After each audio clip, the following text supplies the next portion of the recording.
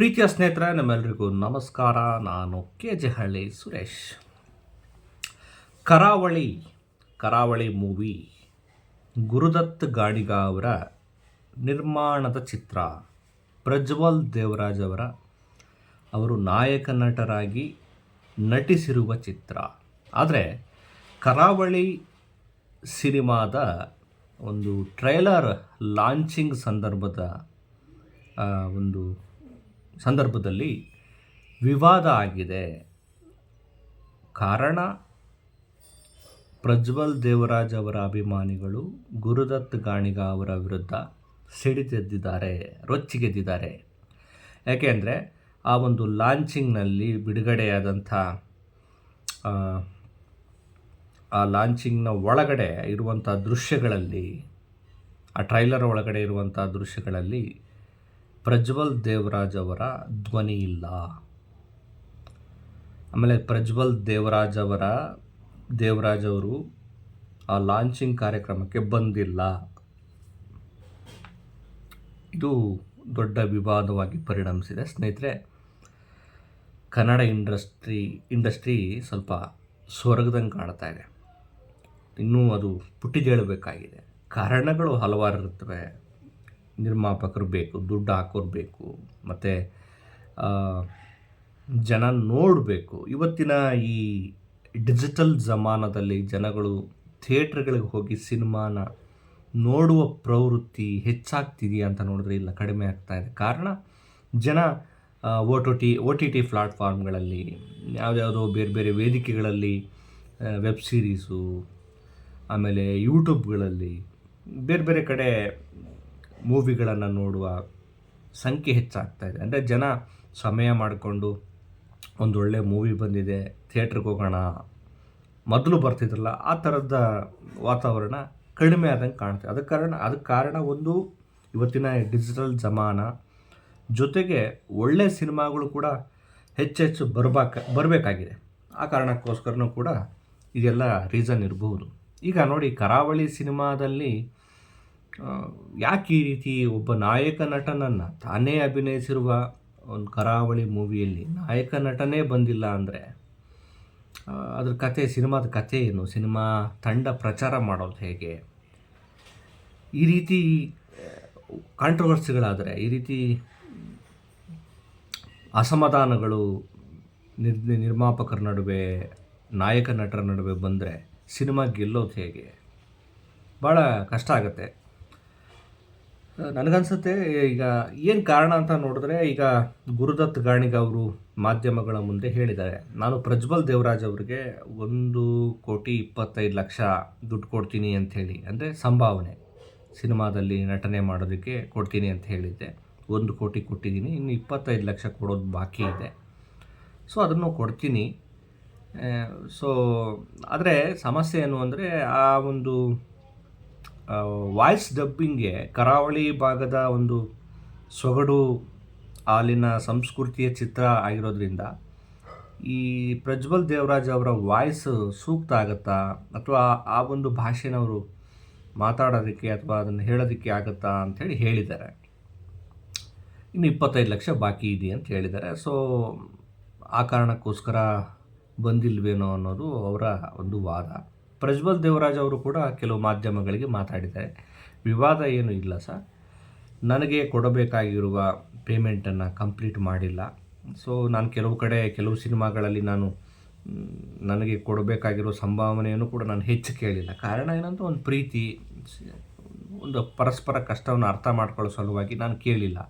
ಆದರೆ ಎಲ್ಲ ಸಂದರ್ಭದಲ್ಲೂ ಆ ರೀತಿ ಮಾಡೋಕ್ಕಾಗಲ್ಲ.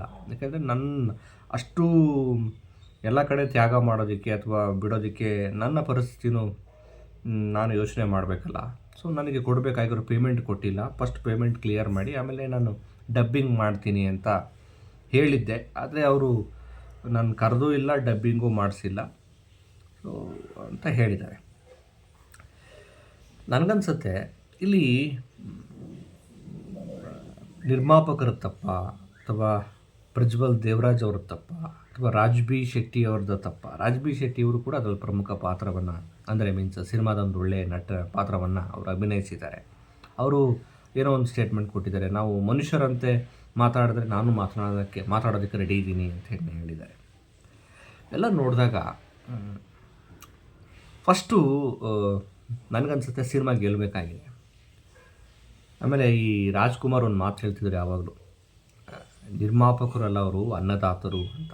ಯಾಕಂದರೆ ನಿರ್ಮಾಪಕರ ಮೇಲೆ ಅಷ್ಟೊಂದು ಗೌರವವನ್ನು, ಅನ್ನದಾತರು ಅವರು ಒಂದು ರೀತಿ ದೇವರಿದ್ದಂಗೆ, ಅನ್ನ ಕೊಡೋರು ಅನ್ನೋ ಅರ್ಥದಲ್ಲಿ ಅವರು ಯಾವತ್ತೂ ಗೌರವ ಕೊಡ್ತಾಯಿದ್ರು. ಈಗ ಪ್ರಜ್ವಲ್ ದೇವರಾಜ್ ಅವರಿಗೆ ಬಾಕಿ ಉಳಿಸಿಕೊಂಡಿರೋ ಪೇಮೆಂಟನ್ನು ನಾನು ಕೊಡ್ತೀನಿ ಅಂತೇಳಿ ಅವ್ರನ್ನ ಕನ್ವಿನ್ಸ್ ಮಾಡೋದೇನು ದೊಡ್ಡ ವಿಚಾರ ಆಗಿರಲಿಕ್ಕಿಲ್ಲ, ಅಥವಾ ಇಷ್ಟೇ ಕೊಟ್ಟಿದ್ದಾರೆ ಅದನ್ನು ಕೊಡ್ಬೋದಿತ್ತು. ಅನಂತರ ಆಮೇಲೆ ಇವತ್ತಿನ ಈ ಕಾಲಘಟ್ಟದಲ್ಲಿ ಒಬ್ಬ ನಿರ್ಮಾಪಕ ಒಂದು ಸಿನಿಮಾ ಮಾಡಿ ಅದು ಗೆದ್ದರೆ ಅದು ಒಳ್ಳೆ ಟಿ ವಿ ರೈಟ್ಸು, ಅದು ಇದು OTT ಅಂಥೇಳಿ, ಆ ನಂತರದ್ದು ಸಿನಿಮಾ ಗೆದ್ದಾದ ಮೇಲೆ ಅಥವಾ ಸಿನಿಮಾ ರಿಲೀಸ್ ಆದಮೇಲೆ ಅವನು ಹಾಕಿರೋ ಬಂಡವಾಳಕ್ಕೆ ತಕ್ಕನಾಗಿ ಎಲ್ಲ ಕಡೆ ಅದು ಸೇಲ್ ಆದರೆ ಅವನು ಬಚಾವು. ಒಂದು ವೇಳೆ ಆ ಸಿನಿಮಾ ಓಡಲಿಲ್ಲ, ನಿರೀಕ್ಷಿತ ಮಟ್ಟವನ್ನು ಅದು ಕಾಣಲಿಲ್ಲ, ಹಾಕಿದ ಬಂಡವಾಳವನ್ನು ಗಳಿಸ್ಕೊಡ್ಲಿಲ್ಲ ಅಂದರೆ ಅಲ್ಲಿ ನಿರ್ಮಾಪಕ ಮತ್ತೆ ಕುಸಿಬೇಕಾಗತ್ತೆ. ಅಲ್ಲಿ ಪೇಮೆಂಟ್ ಪಡ್ಕೊಂಡ್ರೋ ನಾಯಕ ನಟ, ಹೀರೋಯಿನ್ನು, ಬೇರೆ ಯಾವ ಪಾತ್ರದಾರು ಕೂಡ ಸಿನಿಮಾದ ಸೋಲಿನಲ್ಲಿ ಭಾಗಿಯಾಗೋದಕ್ಕಾಗಲ್ಲ. ಯಾಕೆಂದರೆ ಆ ಸೋಲನ್ನು ನಿರ್ಮಾಪಕ ಒಬ್ಬನೇ ಮಾತ್ರ ಹೊರಬೇಕಾಗತ್ತೆ. ಆದರೆ ಗೆಲುವಿಗೆ ಎಲ್ಲರೂ ಕೂಡ ಸೆಲೆಬ್ರೇಷನ್ ಮಾಡ್ತಾರೆ. ಆದರೆ ಗೆಲುವಾದಾಗ ನಿರ್ಮಾಪಕನಿಗೂ ಲಾಭ ಬರುತ್ತೆ, ಅದು ಬೇರೆ ಪ್ರಶ್ನೆ. ಆದರೆ ಸೋತಾಗ ಮತ್ತು ಲಾಭ ಬರುತ್ತೆ, ಮತ್ತು ಆ ನಿರ್ಮಾಪಕ ಎಲ್ಲರಿಗೂ ಪೇಮೆಂಟ್ ಕೊಟ್ಟಿರ್ತಾನೆ. ಎಲ್ಲ ಪಾತ್ರಧಾರಿಗಳಿಗೂ, ಟೆಕ್ನಿಷಿಯನ್ಸ್ಗೂ, ಕ್ಯಾಮ್ರಾಮ್ಯಾನ್ಗಳಿಗೆ, ಎಲ್ಲ ಕಲಾವಿದರಿಗೆ ಒಂದು ಸಿನಿಮಾ ಪ್ರಾರಂಭದಿಂದ ಹಿಡಿದು ಅದು ಪ್ರದರ್ಶನ ಕಾಣುವವರೆಗೂ ಅವನು ಹಣವನ್ನು ನೀರಿನಂತೆ ಸುರಿದಿರ್ತಾನೆ. ಆ ಸುರಿದ ಹಣ ಮತ್ತೆ ವಾಪಸ್ ಬರಬೇಕಲ್ಲ, ಅದು ಅವನ ದೊಡ್ಡ ಒತ್ತಡ ಆಗಿರುತ್ತೆ. ನಿರ್ಮಾಪಕರದು ಕಷ್ಟ ಇರುತ್ತೆ. ಹಂಗಂತೇಳಿ ಚಿತ್ರನಟರು ಕೂಡ ಏನು ದುಡ್ಡು ಇಸ್ಕೊಳ್ದೇನೆ ಕಡಿಮೆ ಇದಕ್ಕೆ ಮಾತಾಡಿಬಿಡ್ಬೇಕು, ಅವರು ಕೆಲಸ ಮಾಡಬೇಕು ಅಂತಲೂ ನಾನು ಹೇಳ್ತೇನೆ. ಒಂದು ಮಾತುಕತೆಯ ಮೂಲಕ ಎಲ್ಲ ಸಮಸ್ಯೆಗಳನ್ನು ಬಗೆಹರಿಸ್ಕೊಳ್ಳೋದಕ್ಕೆ ಖಂಡಿತ ಸಾಧ್ಯ ಇದೆ. ಬಹುಶಃ ಒಂದು ಒಳ್ಳೆಯ ಮಾತುಕತೆ ಆಡಬೇಕಾಗಿತ್ತು. ಒಂದು ಒಳ್ಳೆಯದು ಸೃಷ್ಟಿಯಾಗಬೇಕು ಅಂದರೆ ಈ ಥರದ ಅಸಮಾಧಾನಗಳು, ಭಿನ್ನಮತಗಳು ಇವೆಲ್ಲ ಕಡಿಮೆ ಆಗಬೇಕು. ಆಗ ಒಂದು ಒಗ್ಗಟ್ಟು ಪ್ರದರ್ಶನ ಆಗತ್ತೆ. ಇಲ್ಲ ಅಂದರೆ ಏನಾಗುತ್ತೆ, ಒಂದು ಅಂದ್ಕೊಂಡ ನಿರೀಕ್ಷೆಯ ಮಟ್ಟಕ್ಕೆ ಸಿನಿಮಾ ಅಥವಾ ಯಾವುದೇ ಕೆಲಸ ಹೋಗೋದಕ್ಕೆ ಸಾಧ್ಯ ಆಗಲ್ಲ. ಬಹುಶಃ ಪ್ರಜ್ವಲ್ ದೇವರಾಜ್ ಅವರು ಮತ್ತು ಗುರುದತ್ ಗಾಣಿಗ ಅವರು ಕೂತ್ಕೊಂಡು ಮಾತಾಡಬೇಕಾಗಿದೆ. ಯಾಕೆಂದರೆ ಇವತ್ತು ಕನ್ನಡ ಚಿತ್ರರಂಗ ಬಹಳ ಸೊರಗ್ತಾ ಇದೆ. ಚಿತ್ರನಟರಿಗೆ, ಈ ಕಲೆಯನ್ನೇ ನೆಚ್ಚಿಕೊಂಡಿರುವಂಥ ಕಲಾವಿದರಿಗೆ ಸಿನಿಮಾಗಳು ಬರಬೇಕಾಗಿದೆ. ಟೆಕ್ನಿಷಿಯನ್ಗಳಿಗೆ ಸಿನಿಮಾಗಳು ಬರಬೇಕಾಗಿದೆ. ಯಾಕೆಂದರೆ ನಾನು ಕೂಡ ಸಿನಿಮಾದ ಸೀರಿಯಲ್ ಹಿನ್ನೆಲೆಯಿಂದ ಬಂದವನು, ಒಂದು ಮೀಡಿಯಾದ ಹಿನ್ನೆಲೆಯಿಂದನೇ ಬಂದವನು. ಒಂದು ಸಿನಿಮಾ ಬರುತ್ತೆ ಅಂತಂದರೆ ಅಲ್ಲಿ ಎಷ್ಟು ಜನಕ್ಕೆ ಕೆಲಸ ಸಿಗುತ್ತೆ. ಅಲ್ಲಿ ಟೆಕ್ನಿಷಿಯನ್ಸ್ ಅಂದರೆ ಬರೀ ಕ್ಯಾಮ್ರಾಮ್ಯಾನ್ಗಳಲ್ಲ, ಟೆಕ್ನಿಷಿಯನ್ ಅಂದರೆ ಅಲ್ಲಿ ಲೈಟ್ ಬಾಯ್ ಬರ್ತಾರೆ, ಸೆಟ್ ಬಾಯ್ಗಳು ಬರ್ತಾರೆ, ಪ್ರೊಡಕ್ಷನವ್ರು ಬರ್ತಾರೆ, ಆಮೇಲೆ ವಿಡಿಯೋ ಎಡಿಟಿಂಗ್ ಮಾಡೋರು ಬರ್ತಾರೆ, ಕ್ಯಾಮ್ರಾಮ್ಯಾನ್ಸ್ ಬರ್ತಾರೆ, ಕ್ಯಾಮ್ರಾ ಅಸಿಸ್ಟೆಂಟ್ಸ್ ಬರ್ತಾರೆ. ಎಷ್ಟು ಜನರಿಗೆ ಕೆಲಸ ಸಿಗುತ್ತೆ ಆ ಒಂದು ಸಿನಿಮಾದ ಒಂದು ಶೂಟಿಂಗ್ ಸಂದರ್ಭದಲ್ಲಿ. ಆಮೇಲೆ ಡೈರೆಕ್ಟ್ರು ಬರ್ತಾರೆ, ಡೈರೆಕ್ಟರ್ ಅಸಿಸ್ಟೆಂಟು, ಅಸೋಸಿಯೇಟ್ಸ್ ಬರ್ತಾರೆ.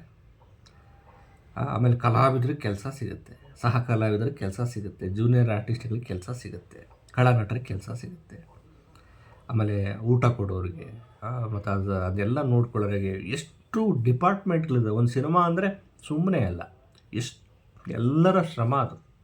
ಆದರೆ ಸಿನಿಮಾದ ಕ್ಯಾಪ್ಟನ್ ನಿರ್ದೇಶಕ ಆಗಿರ್ತಾರೆ, ಆದರೆ ಆ ಸಿನಿಮಾ ನಿರ್ಮಾಣದ ಎಲ್ಲ ಜವಾಬ್ದಾರಿ ನಿರ್ಮಾಪಕಂದಾಗಿತ್ತು. ಎಲ್ಲದಕ್ಕೂ ದುಡ್ಡು ಬೇಕು. ನೀವು ದುಡ್ಡಿಲ್ಲದೆ ಸಿನಿಮಾದ ಯಾವ ಡಿಪಾರ್ಟ್ಮೆಂಟನ್ನು ಕರೆತರೋದಕ್ಕೆ ಸಾಧ್ಯ ಇಲ್ಲ. ಎಲ್ಲರಿಗೂ ಪೇಮೆಂಟ್ ಮಾಡಬೇಕು. ಎಲ್ಲರೂ ಕೂಡ ಆ ಒಂದು ಸಿನಿಮಾದಿಂದ ಎಲ್ಲರಿಗೂ ಒಂದು ಕೆಲಸ ಸಿಗುತ್ತೆ, ಬದುಕು ಚೆನ್ನಾಗಿರುತ್ತೆ. ಹಾಗೆ ಸಿನಿಮಾಗಳು ಹೆಚ್ಚುತ್ತಾ ಹೋದಂಗೆ ಸಿನಿಮಾಗಳು ನಿರ್ಮಾಣ ಆಗಬೇಕು, ಅವು ಒಳ್ಳೆ ಪ್ರದರ್ಶನ ಕಾಣಬೇಕು. ಆಮೇಲೆ ಹೆಚ್ಚೆಚ್ಚು ಸಿನಿಮಾಗಳು ಬರ್ತಾ ಇದ್ದ ಹಾಗೆ ಆ ಸಿನಿಮಾದಲ್ಲಿ ಕೆಲಸ ಮಾಡುವ ಎಲ್ಲ ಕೆಲಸಗಾರರಿಗೂ, ತಾಂತ್ರಿಕ ವರ್ಗದವ್ರಿಗೂ, ಕಲಾವಿದರಿಗೂ ಕೆಲಸ ಸಿಗುತ್ತಾ ಹೋಗುತ್ತೆ. ಸಿನಿಮಾ ನಿರ್ಮಾಣ ಆಗದೆ, ಅವು ನಿರೀಕ್ಷಿತ ಮಟ್ಟದ ಪ್ರದರ್ಶನ ಕಾಣದೆ, ಗೆಲುವನ್ನು ಕಾಣದೇ ಇದ್ದರೆ, ಈ ಸಿನಿಮಾವನ್ನೇ ನೆಚ್ಚಿಕೊಂಡಿರುವಂಥ ಕಲಾವಿದರು, ಟೆಕ್ನಿಷಿಯನ್ಸು, ಅವರು ಬದುಕು ಭಾಳ ಕಷ್ಟ ಆಗುತ್ತೆ. ಒಂದು ರೀತಿ ಕೊಂಡಿ ಅದು.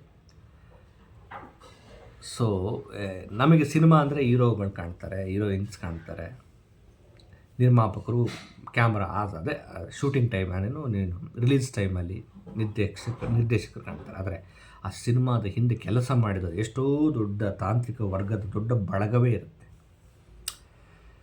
ಅವ್ರಿಗೆ ನಾವು ಕಾಣಿಸ್ಕೊಳ್ಳಲಿಲ್ಲ ಅನ್ನೋ ಬೇಜಾರಿರಲ್ಲ. ಅಟ್ಲೀಸ್ಟ್ ನಮಗೊಂದು ಒಳ್ಳೆ ಪೇಮೆಂಟ್ ಸಿಕ್ತು, ಒಂದು ಕೆಲಸ ಸಿಕ್ತು, ನಾವು ಇದರಲ್ಲಿ ನಮ್ಮದು ಒಂದು ಸಿನಿಮಾ ತಯಾರಾಗೋದಕ್ಕೆ ನಮ್ಮದು ಒಂದು ಕೊಡುಗೆ ಇದೆಯೇನೋ ಅನ್ನೋ ಖುಷಿ ಸಿಕ್ತು, ಮತ್ತು ಅದಕ್ಕೆ ಸಂಭಾವನೆ ಕೂಡ ಸಿಕ್ತು ಅನ್ನೋ ಒಂದು ಖುಷಿ ಇರುತ್ತೆ. ಹಾಗಾಗಿ ಕನ್ನಡ ಚಿತ್ರರಂಗ ಒಂದು ಮೇರು ಮಟ್ಟಕ್ಕೆ ತಲುಪಲಿ ಅನ್ನೋದು ನಮ್ಮ ಆಶಯ. ಮತ್ತು ಒಳ್ಳೊಳ್ಳೆ ಕಥೆಗಳು ಬರಬೇಕಾಗಿದೆ.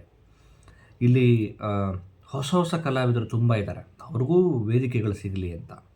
ತುಂಬ ಅದ್ಭುತವಾದ ನಟನೆ ಮಾಡ್ತಾರೆ, ತುಂಬ ಅದ್ಭುತವಾದ ಕಥೆಗಳನ್ನು ಬರೆಯೋರಿದ್ದಾರೆ. ನಮ್ಮಲ್ಲಿ ಒಳ್ಳೆ ಕಥೆಗಳಿದ್ದಾವೆ. ಕಥೆಗಳನ್ನು ಹುಡುಕುವ ನಿರ್ದೇಶಕರು ಬೇಕಾಗಿದೆ. ಕಥೆಗಳನ್ನು ಬರೆಯುವಂಥವ್ರಿಗೊಂದು ವೇದಿಕೆಗಳನ್ನು ಕೊಡುವಂಥ ಕ್ರಿಯಾಶೀಲ ಮನಸ್ಸುಗಳು ಬೇಕಾಗಿದೆ. ನಮ್ಮಲ್ಲಿ 8 ಜ್ಞಾನಪೀಠ ಪ್ರಶಸ್ತಿಗಳು ಬಂದಿದ್ದಾವೆ ಅಂದರೆ ಸುಮ್ಮನೆ ಅಲ್ಲ. ನಮ್ಮಲ್ಲಿ ಒಳ್ಳೊಳ್ಳೆ ಕಾದಂಬರಿಗಳಿದ್ದಾವೆ, ಆದರೆ ನೋಡಬೇಕಷ್ಟೆ. ಮೊದಲೆಲ್ಲ ಕಾದಂಬರಿ ಆಧಾರಿತ ಚಿತ್ರಗಳು, ಪುಟ್ಟಣ್ಣ ಕಣಗಾಲ್ ಅಂಥವರು ಯಾಕೆ ಹುಡುಕ್ತಾಯಿದ್ರು ಒಳ್ಳೊಳ್ಳೆ ಸಬ್ಜೆಕ್ಟ್ಗಳನ್ನಂದರೆ ಅಲ್ಲಿ ಇದೆ, ನಮ್ಮಲ್ಲಿ ಅಂಥ ಒಂದು ಸತ್ವ ಇದೆ. ಆದರೆ ಕಾದಂಬರಿ ಆಧಾರಿತ ಚಿತ್ರಗಳನ್ನೇ ಮಾಡಬೇಕು ಅಂತೇನಿಲ್ಲ. ನಮ್ಮಲ್ಲಿ ಆ ಥರದ್ದು ಕಥೆಗಳನ್ನು, ಒಳ್ಳೊಳ್ಳೆ ಥಾಟ್ಸ್ ಇರುವ ಕಥೆಗಳನ್ನೇ ಬರೆಯುವಂಥವ್ರು ಇದ್ದಾರೆ. ನಮ್ಮಲ್ಲಿ ಏನಾಗಿದೆ ಅಂದರೆ ಕಥೆಯಾಧಾರಿತ ಹೀರೋಗಳಾಗಬೇಕಾಗಿದೆ. ಈ ಮಲಯಾಳಮ್ಮು, ತಮಿಳು ಸಿನಿಮಾಗಳಲ್ಲಿ ಅಲ್ಲಿ ಹೀರೋ ಹಿಂಗೋ ಇರ್ತಾನೆ, ಆದರೆ ಅಲ್ಲಿ ಕಂಟೆಂಟ್, ಕಥಾ ಹಂದರ ಭಾಳ ಸ್ಟ್ರಾಂಗ್ ಆಗಿರುತ್ತೆ. ಇಲ್ಲಿ ನಮ್ಮಲ್ಲಿ ಹೀರೋ ಅಂದರೆ ಒಂದು ಜನರಲೈಸ್ ಆಗಿ ಹೆಂಗೆ ಜನ ನೋಡ್ತಾರೆ, ಹೀರೋ ತುಂಬ ಚೆನ್ನಾಗಿರ್ಬೇಕು, ಅದು ಓಕೆ, ಅದಿರಲೇಬೇಕು. ಆದರೆ ಕಂಟೆಂಟ್ ಆಧಾರಿತ ಚಿತ್ರಗಳು ಬರಬೇಕಾಗಿದೆ, ಒಳ್ಳೆ ಕಥೆಗಳು.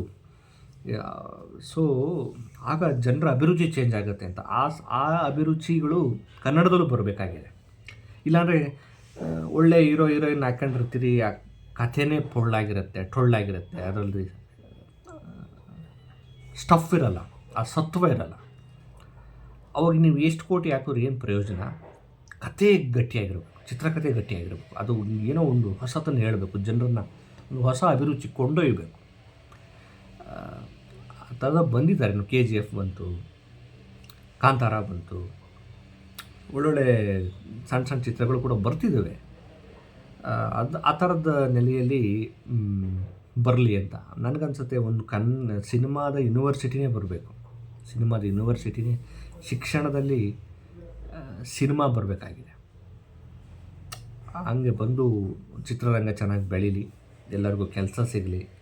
ಆಮೇಲೆ ಈ ರೀತಿ ಸಣ್ಣ ಪುಟ್ಟ ಈ ಅಸಮಾಧಾನಗಳನ್ನು ಮಾತುಕತೆ ಮೂಲಕ ಬಗೆಹರಿಸ್ಕೊಳ್ಳಿ. ನಿರ್ಮಾಪಕರದ್ದು ಕಷ್ಟ ಇರುತ್ತೆ, ದುಡ್ಡು ಸುಮ್ಮನೆ ಒಂದು ಸಿನಿಮಾಗೆ ಒಂದು ಇಷ್ಟು ಕೋಟಿ 15 ಕೋಟಿ 30 ಕೋಟಿ 40 ಕೋಟಿ ದುಡ್ಡು ಖರ್ಚು ಮಾಡಬೇಕು ಅಂದರೆ ಅವ್ರಿಗೂ ಜವಾಬ್ದಾರಿ ಇರುತ್ತೆ, ಅವ್ರಿಗೂ ಒತ್ತಡ ಇರುತ್ತೆ. ಕಲಾವಿದರು ಕೂಡ ಅವ್ರಿಗೊಂದು ಸ್ವಲ್ಪ ಪೂರಕವಾಗಿರಬೇಕಾಗತ್ತೆ. ಹಂಗಂತೇಳಿ ಕಲಾವಿದರು ಕೂಡ ದುಡ್ಡು ತಗೊಳ್ಳದೆ ಕೆಲಸ ಮಾಡಬೇಕು ಅಂತ ನಾವೇನು ಹೇಳ್ತಾ ಇಲ್ಲ. ಒಂದು ಒಳ್ಳೆ ಮಾತುಕತೆ ಮೂಲಕ ಇದು ಬಗೆಹರಿಸ್ಕೊಳ್ಳಿ, ಸಿನಿಮಾ ಗೆಲ್ಲಲಿ, ಕನ್ನಡ ಚಿತ್ರರಂಗ ಉಳಿಲಿ ಅನ್ನೋದು ನಮ್ಮೆಲ್ಲರ ಆಸೆ. ನಮಸ್ಕಾರ.